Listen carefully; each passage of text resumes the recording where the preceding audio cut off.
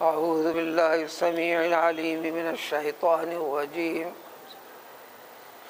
وقفينا على آثارهم بعيسى ابن مريم مصدقا لما بين يديه من التوراة وآتيناه الإنجيل فيه هدى ونور ومصدقا لما بين يديه من التوراة وهدى وموعظة للمتقين وليحكم أهل الإنجيل بما أنزل الله فيه ومن لم يحكم بما أنزل الله فأولئك هم الفاسقون۔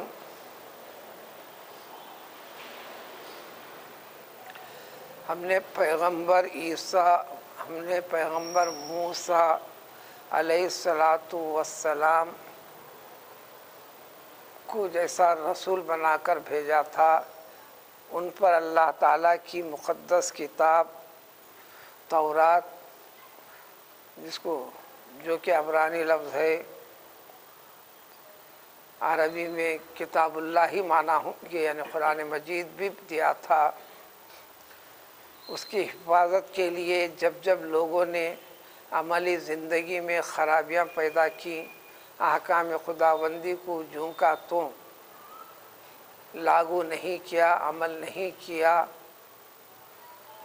عمل کرنے کا تعلق عمل کروانے والے اللہ کی کتاب سے جڑے ہوئے حضرات نے جب اس میں خرابیاں دنیاوی اغراض کے لیے کر دیں، تو ایک طویل زمانے کے بعد، سینکڑوں انبیاء کرام علیہ السلام کو بھیجنے کے بعد، وقفینا علی آثارہم، ان کے پیچھے یعنی ان کے بعد میں ہم نے اسی نقش قدم پر، اسی طریقے سے جیسا کہ پیغمبر موسیٰ علیہ السلام کو بھیجا تھا، نبی اور نبوت دے کر، وحی کے ذریعے سے اللہ کی کتاب دے کر، شریعت دے کر، طریقے بتا کر، اسی نقش قدم پر، اسی انداز پر بعد میں ہم نے عیسیٰ ابن مریم علیہ السلام کو بھیجا، پیغمبری عطا فرمائی۔ حضرت عیسیٰ کی تخلیق، خلقت اللہ تعالیٰ کی قدرت کا ایک جلیل القدر نمونہ ہے۔ لوگ اس میں شکوک و شبہات میں مبتلا ہوتے گئے، ہوتے رہے، ہو رہے ہیں کہ بغیر باپ کے اللہ تعالیٰ نے انہیں پیدا کیسا کر دیا۔ جنہوں نے اقرار کیا تو اقرار کے ساتھ یہ کہہ دیا یہ اللہ تعالیٰ کے فرزند ہیں، یا خود اللہ تبارک و تعالیٰ ایک انسانی ڈھانچے میں منتقل ہو چکے ہیں وغیرہ کا درجہ دیا۔ اسی لیے اس پیغمبر کا تذکرہ کلام پاک میں جہاں جہاں ہے، کم و بیش سب جگہ، کم و بیش اس لیے کہ ایک یا دو مقام پر حضرت عیسیٰ بول کے ہی ذکر آیا، بار بار ذکر آیا ہے۔ جہاں بھی ان کا نام آتا ہے عیسیٰ ابن مریم، عیسیٰ ابن مریم، یعنی وہ عیسیٰ جو فرزند ہیں اپنی ماں مریم علیہ السلام کے، نہ کہ اللہ کے بیٹے۔ دل و دماغ کو، ذہن اور فکر کو صاف کرنے کے عنوان سے، جبکہ دیگر انبیاء کرام علیہ السلام کے نام آتے ہیں تو ان کی ولدیت یعنی کس کے فرزند تھے، ان کے والد کون تھے، اس کا ذکر کہیں نہیں آئے گا، صرف ان کے ساتھ آئے گا۔ وجہ اس کی یہی ہے۔ الغرض عیسیٰ ابن مریم کو بھی اسی نقش قدم پر بھیجے، یہ سب سمجھاتے ہوئے آخر زمان پیغمبر محمد صلی اللہ علیہ وسلم بھی اسے نقش قدم پر ہیں۔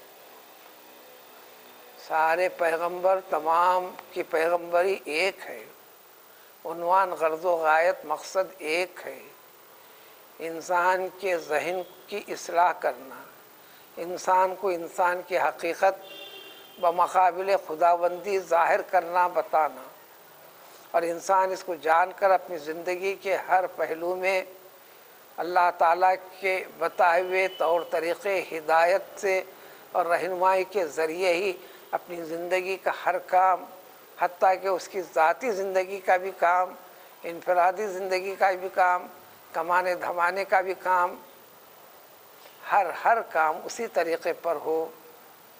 جب اس فکر کے ساتھ جو رہے گا وہ مسلمان ہے، وہ دین اسلام سے جڑا ہوا ہے، اس کی زندگی کا ہر پہلو اطاعت، عبادت اور قابل ثواب اور آخرت میں جنت اس کی نعمتوں کا مستحق قرار پائے گا۔ یہ چیز بتانا ہے، اس لیے وہ تفصیل کے بعد پیغمبر عیسیٰ علیہ السلام، آپ کے بعد پیغمبر صلی اللہ علیہ وسلم، اس کے درمیان میں ایک بحث ہے۔ ایک تا 4 پیغمبروں کا تذکرہ ملتا ہے، یہ بھی تذکرہ ملے گا حضرت عیسیٰ علیہ السلام ہمارے پیغمبر صلی اللہ علیہ وسلم سے پہلے آخری نبی ہیں، اور نبوت کا سلسلہ ہمارے پیغمبر پر ختم ہو گیا۔ کم سے کم ایک کا ذکر مفسرین کرتے ہیں نام کے ساتھ بھی، بلکہ 1 سے 3 4 تک کا ذکر آتا ہے۔ ان میں سے ایک حضرت حنظلہ علیہ السلام، اور ایک پیغمبر کا نام خالد بن سنان علیہ السلام۔ یوں بھی تفصیل پھر اسرائیلیوں میں 3 عربوں میں ایک خالد بن سنان ہیں، یہ بھی ملے گا۔ حضرت عیسیٰ علیہ السلام کے بعد کوئی اور پیغمبر نہیں، آخر الزماں پیغمبر علیہ السلام ہی ہیں۔ واللہ اعلم، اس کی تفصیلات پہ اب ہمیں جانے کی ضرورت نہیں۔ تو عیسیٰ ابن مریم کو بھیجے، طویل زمانہ تورات میں توحید کا سبق ایک، عقیدے کا سبق ایک، لیکن زمانے کے لحاظ سے، انسانوں کی عادت اور فطرت کے لحاظ سے اس ایمان کے پر قائم اور باقی رہنے کے طریقے، یعنی عبادتوں کے، نماز کے، خیرات کے، صدقات کے، جرم کرنے پر سزاؤں کی، اس میں کبھی کبھار تبدیلی پچھلی شریعتوں میں ہوئی ہے، اس سے کوئی بات ٹکراتی نہیں، خلاف ہوتا نہیں۔ تو شریعت موسوی میں بہت ساری سختیاں تھیں، اللہ تعالیٰ اس کے بعد پیغمبر کو بھیج کر شریعت انتہائی آسان فرما دیے۔ شریعت موسوی میں 50 نمازیں تھیں، اللہ کی مرضی 50 نمازیں پڑھوانے کی ہی ہے، آپ کو حکم 5 کا ہے۔ اس لیے سلوک تزکیہ نفس میں بڑھنے والے 50 نمازوں کی تکمیل کی روزانہ 24 گھنٹے میں فکر کرتے ہیں۔ ایک نماز 2 رکعت کی، 4 رکعت والی نہیں۔ آپ اپنے کاؤنٹنگ میں، یعنی دن بھر میں 100 رکعتیں جو چلیں گی گنتی میں 99 ہوں گے، 99 100 قرار دیں گے۔ جتنے اللہ والے اہل اللہ، جتنے تابعین وغیرہ کے درجات ہیں، وہ دن بھر میں فلاں عنوان سے فلاں عنوان سے 5 نمازیں، اس کی سنتیں، واجبات، نوافل، اشراق، چاشت، صلاۃ الضحیٰ، جس کو صلاۃ خضر علیہ السلام بھی کہتے ہیں۔ چاشت کے نماز کے بعد، یعنی 12 بجے سے پہلے کبھی بھی وقت نکال کر کم از کم 2 رکعت کا ادا کر لینا، اس کی بڑی اہمیت اور فضیلت ہے۔ اس کی فضیلت سنانا مقصد نہیں ہے۔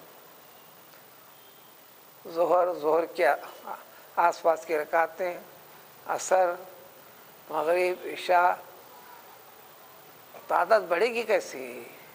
ورنہ فرائض کے رکعت میں تو صرف 17 رکعتیں ملیں گی، پورے ملانے کے بعد پورے 40 بھی ہوتی نہیں آپ کے رکعتیں۔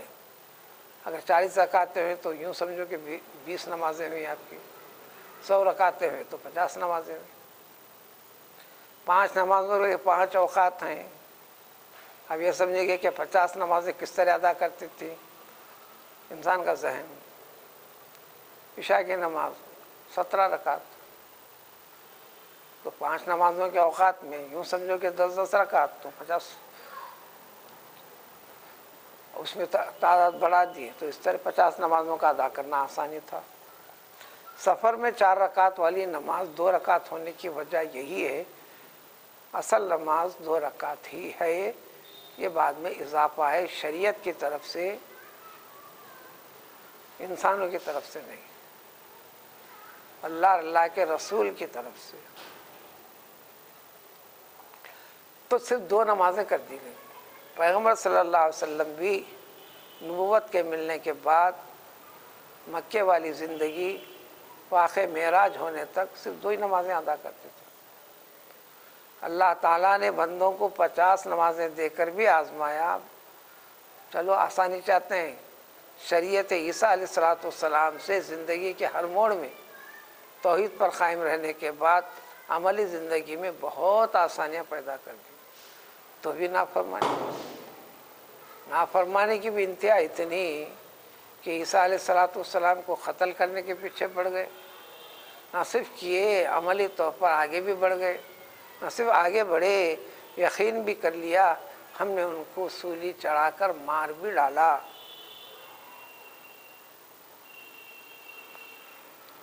اس مضمون کی جہاں تفصیلیں وہاں ہوگی اور گزر چکی ہے، پھر آتے رہے گی۔ اللہ نے فرمایا کہ مارا نہیں، وما قتلوہ، نہیں قتل کیا، وما صلبوہ، سولی بھی نہیں دی، ولیکن شبیہ لہم، لیکن ایسی کچھ کیفیت ہوئی شبہ والی، قتل کیا بھی، مقتول رہا بھی، مقتول کو اٹھائی بھی۔ جو جاسوسی کر کر منزل تک پہنچانے کے لیے پہنچا تھا، آنن فآنن قدرت نے شکل و شباہت ان کی نظروں کے لیے عیسیٰ علیہ السلام کی جیسی، انہوں نے یقین کر لیا کہ ہم نے ایسا کر لیا، پھر یہ نتیجہ نکال نہیں سکے، پھر ہمارا وہ جاسوس آدمی نے کدھر گیا؟ اللہ نے کہا کہ بل رفعہ اللہ الیہ، اللہ تعالیٰ اٹھا لیا وغیرہ۔ بہرحال یہ آسان والے طریقے شریعت بھی اللہ نے انسانوں کو دیا، نہ ایک دم آسانی کو اپنایا، نہ ایک دم دشواری کو اختیار کیا، ایمان نام آزمائشی مرحلوں سے گزرنے کا، کھا پی کے پوچھ کے آرام لے کے ڈکار لینے کا نام نہیں ہے۔ اہدنا الصراط المستقیم میں وہی مفہوم ہے، صراط مستقیم سے مراد ایسی شریعت، ایسے طریقے، ایک دم دشوار بھی نہیں، ایک دم بہت معمولی بھی نہیں، متوسط طریقے سے، یہ شریعت محمدی علیہ السلام۔ تو اس تورات میں بھی فیہ ہدی و نور، اس سے اوپر والی آیتوں میں بھی یہ چاہا، تورات میں فیہ ہدی و نور، وہی چیز اس میں پھر آئے گا۔ یہ کلام پاک میں بھی کیا ہے؟ فیہ ہدی و نور، الگ کہاں سے ہے یہ؟ الگ کہاں سے؟ سارے نبی ایک ہیں، سارے نبیوں کے ذریعے سے پیش کیا جانے والا دین ایک ہے، پیام ایک ہے۔ ہدی و نور کی وضاحت چلتے گئی، یعنی حق تک پہنچنے کا راستہ، بندے کو اللہ تک ملانے والی چیزوں کا طریقہ، اللہ تک پہنچنے والے طریقے، نماز وضاحت، زکوٰۃ وضاحت، روزے وضاحت، صدقات و خیرات وضاحت، آپسی زندگی کے اندر خرابیاں پیدا ہو گئیں، ازدواجی زندگی رشتہ ناتوں میں ہو گئی، اس کی وضاحت، گناہ اور جرم کرنے والے کی سزا، اس کو پاک ہونے کا تاکہ وہ جنت کا مستحق قرار پائے، شریعت والی سزا، اس کی وضاحت، سارے رہنمائی، ہدن، اور یہ کرنے پر نور، شیطانی فکر، طبیعت، خباثت انسان کے دماغ سے، فکر سے، دل سے دور، اللہ کے نور، اللہ کی رحمت، ان ساری چیزوں کا قرب، وہی نور جنت تک پہنچائے گا۔ آخر میں یہ کیفیت پیدا ہونا قرآن میں حکم ہے، اگلے پاروں میں آئے گا، سورہ رعد میں آئے گا، الا تطمئن قلوبہم بذکر اللہ، نماز میں دل لگنا، نماز کی ادائی کے بعد ایک سکون، راحت، مولا کا کرم، مہربانی جیسی کیفیت پیدا ہونا۔ اے لوگوں، کیا یہ چیز ابھی بھی تمہیں پیدا نہیں ہو رہی؟ اللہ کہتے ہو کیفیت پیدا ہونا، ادھر اللہ بھی میں کہوں گا اور ادھر میں کاروبار معاملات کی ڈیلنگ بھی کروں گا، دو چیزیں ایک ساتھ کیسا ہوگی؟ یہ ٹکراؤ کیسا وغیرہ۔ جو چیز کرتے ہیں پوری توجہ اس پہ دینا، کھانے بیٹھے تو پوری توجہ کھانوں پہ، دیگر مسائل جو کھانے میں الجھن پیدا کرے مت پیدا کیجیے۔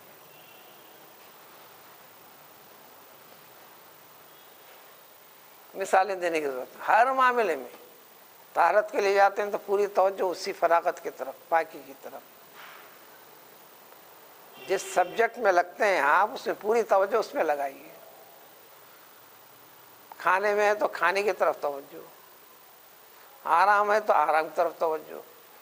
بیسوں لوگوں کو نیند کی شکایت، یہ لوگ ذہنی وسوسوں کے شکار رہتے ہیں، قریب 100%، جس کو نام دیتے جو ڈپریشن کا، ٹینشن کا، معاملات کا، افکار کا، فلاں کا، بیسوں نام آئیں گے۔ آپ سونے کے وقت پر سارے جو چیزیں صبح سے شام تک آپ کی زندگی میں جو لگی ہوئی تھیں، فکریں تھیں، اب سونے کے وقت پر ساری چیزوں کو دماغ سے جھٹک دو، آپ عادت ڈالو، پڑے گی۔ ایسے کئی انسانوں کو دیکھا ہوں، سونے کے ارادہ کر کے لیٹے، بمشکل 1 منٹ بھی نہیں ہوتا فوراً نیند لگتی ہے۔ بعضوں کو لیٹنے کے بعد بھی بستر کو ڈھنگ سے بچھا ہوا بستر بے ڈھنگا ہو جاتا ہے، ادھر سے ادھر لوٹتے رہتے، ابھی نیند نہیں لگتی۔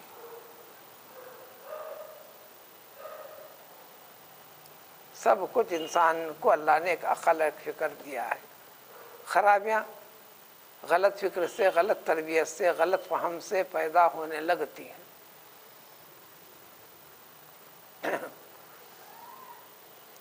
اس لیے معالج، اس کیفیت کو جاننے والا، اس کے لیے سب سے پہلا دوست تو یہی لیتا ہے یا دوائیں دیتا ہے کہ تھوڑا سا آپ کو نیند آ جائے، اس قسم کی دوائیں، تاکہ وہ ذہن مختلف جو منتشر ہے وہ انتشار ختم ہو جائے، آپ کا سکون ہو جائے آپ کو۔ پھر بعد میں مرض کی دوائیں چلتے رہیں گی، ورنہ فی الفور خوابوں میں کہاں سے آئیں گے آپ وغیرہ۔ نیز یہ انجیل میں بھی ہدایت اور نور والی چیزیں، وہ مصدق لما بین یدیہ، تورات کے بارے میں وہی ذکر آیا، سابقہ کتابوں کی ساری چیزوں کی تصدیق، یہ بھی تورات کی تصدیق کی، آنے والے پیغمبر کی تصدیق کی، سارے انبیاء کی حقیقت کو بیان کیا۔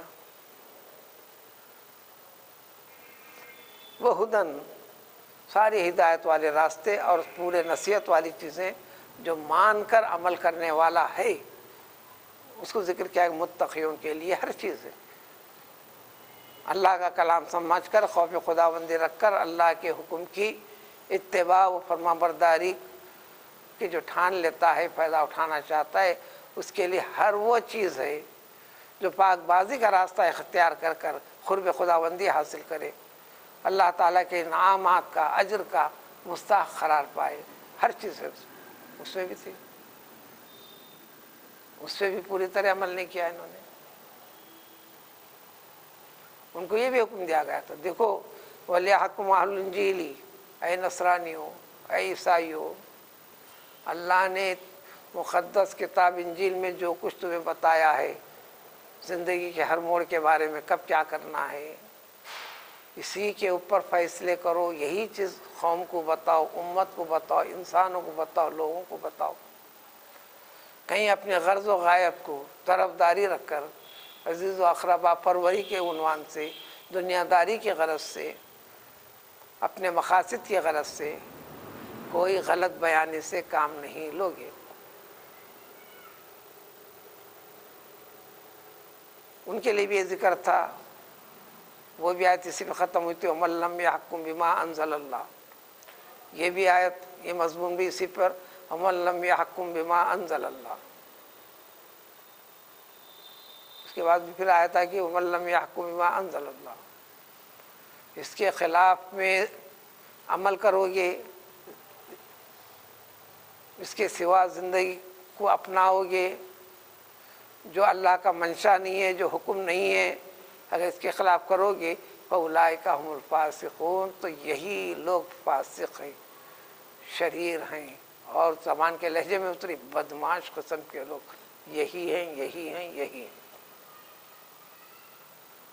اب آپ کو سمجھنا اور آسان ہوگا. جو کل والی بات میں بتایا تھا فَأُولَٰئِکَ هُمُ الْکَافِرُونَ، کئی تفاسیر کے حوالہ بھی دے کر بتایا تھا. یہاں کافر کہتے آپ لوگوں کے سننے کے اس میں فوراً دماغ آتا ہے کافر کا مطلب غیر اسلام کے مقابلے میں وہ کافر جس کو قرآن نے بار بار ذکر کرتا ہے فی ناری جہنم خالدین فیہا ابدا، وہ کافر نہیں ہے.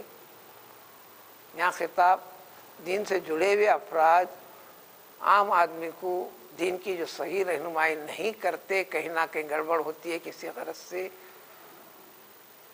شرارت، ڈکشنری، عربک لینگویج کے پوائنٹ آف ویو سے ایک معنی ہے کفر کے معنی مطلق چھپانا، حق کو چھپانا، کوئی غلط بیانی کرنا. تو وہاں کافرون یہ اصل حقیقی کافر کے معنی میں نہیں ہے، وہاں بھی وہی معنی ہے فاسق کے، اسی معنی میں یہاں بھی اولئک الفاسقون لفظ بدلا، اور اسی معنی اولئک الظالمون. یہ تینوں الفاظ تین جگہ آیت ان چیزوں کی بات ہر جگہ ومن لم یحکم بما انزل اللہ، ومن لم یحکم بما انزل اللہ. سمجھنا آسان اس لیے ہوگا اگر وہ اس طبقے کو کافر کہے تو وہی عمل اب ان کو ایسا خلاف کرنے پر انہیں فاسق، وہی عمل کرنے پر انہیں ظالم، یعنی حد کو پار کر دینا اس کو ظالم کہتے ہیں. ایک حقیقی ظالم ہوتا ہے جو کافر کے معنی میں، جگہ جگہ قرآن میں کافر کو ظالم بھی کہا گیا. گناہوں کا ارتکاب کرنے والا، بڑے بڑے گناہ کرنے والا، حق چھپانے والا، غلط بیان سے کام لینے والا، اس کو بھی کافر، اس کو بھی فاسق، اس کو بھی فاجر. مسلمان ہے کافر نہیں ہے، نمازیں چھوڑتا ہے، اس کو بولیں گے مسلمان ہے، فاسق مسلمان. تاجر ہے، غلط طریقہ اختیار کرتا ہے، مسلمان ہے، فاسق تاجر ہے. ورنہ دیانتدار امین تاجر کے لیے تو مستقل احادیثیں آئی ہیں. انبیاء کرام علیہ الصلوۃ والسلام کو بلند و بالا جو درجہ اللہ تعالیٰ عطا فرمائیں گے، اس درجے میں تاجر کو فضیلت بتائی گئی ہے، چونکہ اللہ کی مخلوق کے ساتھ اس کے کاروبار اور معاملات ہیں. اللہ کی مخلوق کو دھوکہ نہیں، دیانتداری کے ساتھ کرتا ہے تو اس کی تجارت میں برکت، اس کے خاندان میں برکت، اس کی اولاد میں برکت. قیامت میں سب سے بڑا درجہ اس کو دیے ہیں وہ عبادت جو بندے کی بندے سے جڑ کر اللہ تک پہنچتی ہے، یہ نماز روزے سے زیادہ افضل ہے. نماز روزے میں بندے کا تعلق اللہ سے ہے، درمیان میں کسی انسان کا تعلق نہیں. انسان کو عبادتیں ایک ایسی بھی ہیں جو انسان کا ایک انسان سے جڑ کر، ہر انسان کسی نہ کسی سے جڑا ہوا ہے. بحیثیت سے بیٹا اپنے باپ سے جڑا ہوا ہے، ذمہ داریاں ہیں. بحیثیت شوہر بیوی سے جڑا ہوا ہے، ذمہ داریاں ہیں. بحیثیت دوست سے جڑا ہوا ہے، ذمہ داریاں ہیں. بحیثیت کاروبار اللہ کی مخلوق سے جڑا ہوا ہے، ذمہ داریاں ہیں. بحیثیت ملازم اپنے حاکم یا ملازمت ہے وہاں کے حقوق وغیرہ سے انہیں جڑا ہوا ہے. زندگی کے ہر موڑ میں انسان کا جوڑ ہے. ان سارے جوڑوں کو منشاء خداوندی کو ملحوظ رکھنا. تو ہر ایسا طریقہ اطاعت عبادت جو انسان کے انسان سے جڑ کر اللہ کے لیے ہوتا ہے، ثواب میں، اجر و ثواب میں اس کی بہت کامیاب ترین زندگی ہے. ایمانی اعتبار سے ذکر کرنا، تسبیح پڑھنا، لا الہ الا اللہ پڑھنا، سبحان اللہ کرنا، یہ سب فضیلت ہے. لیکن اس میں بندے کا تعلق اللہ سے. اتنی مشقتیں اس میں نہیں ملیں گی آپ۔ یہاں پر دیانتداری کے ساتھ اللہ کے عنوان سے، آخرت کے عنوان سے آگے بڑھنا، یہ حقیقی آزمائش والا مرحلہ ہے۔ آزمائش اسی میں کریں گے، جنگ و جدال کی، وہ مصائب کی، فلاں آزمائشیں بہت کم، ہر ایک کے ساتھ ہونا ضروری بھی نہیں، بہتوں کے ساتھ ہوتی ہے، بیشیوں کے ساتھ نہیں بھی ہوتی، لیکن آزمائش کا نام ہے امتحان۔ ایمان، لیبلوکم، لیبلوکم کے الفاظ جگہ جگہ ملیں گے۔ یہ حیات دیے ہیں، زندگی کے معاملات تمہارے ساتھ جوڑے ہیں، اس میں نشیب و فراز ہیں، دکھ اور سکھ ہے، بے نیازی اور محتاجی ہے۔ ان دونوں معاملات میں جب جب زندگی کے جس موڑ میں ہے، تم کس فکر سے اللہ کو وہاں پہچان کر اللہ کے ساتھ جان کر آگے بڑھتے ہیں، یا اپنے نفسانی خیالات، دنیاوی غرض، اپنے شخصی فائدے کو ملحوظ رکھتے ہیں، یا جانبداری کو رکھتے ہیں، یہ بیٹے کا لحاظ رکھ کے آپ دوسرا طریقہ اختیار کرتے ہیں، گھر والوں کا لحاظ رکھ کے غلط نہج پہ چل بیٹھتے ہیں، یا دوستو احباب کا خیال رکھ کر کوئی طریقہ اور اختیار کر لیتے ہیں۔ ایسا ہونے نہ پائے۔ یہی چیزیں سارے آسمانی کتابوں میں تھی۔ اب اس مضمون کو یہاں پر روک کر اب اس شریعت متعلقہ سے متعلق اس سلسلے سے جڑنے کے بعد شروع ہوگا وَأَنزَلْنَا إِلَيْكَ الْكِتَابَ، تمہارے پاس اس کلام پاک کو کیوں بھیجے ہیں، اب اس کا کیا کام ہے۔ اب اس کی وضاحت ان اگلی آیاتوں میں، 2 آیاتوں میں مسلسل اسی کی تفصیل آئے گی۔ سبحان اللہ۔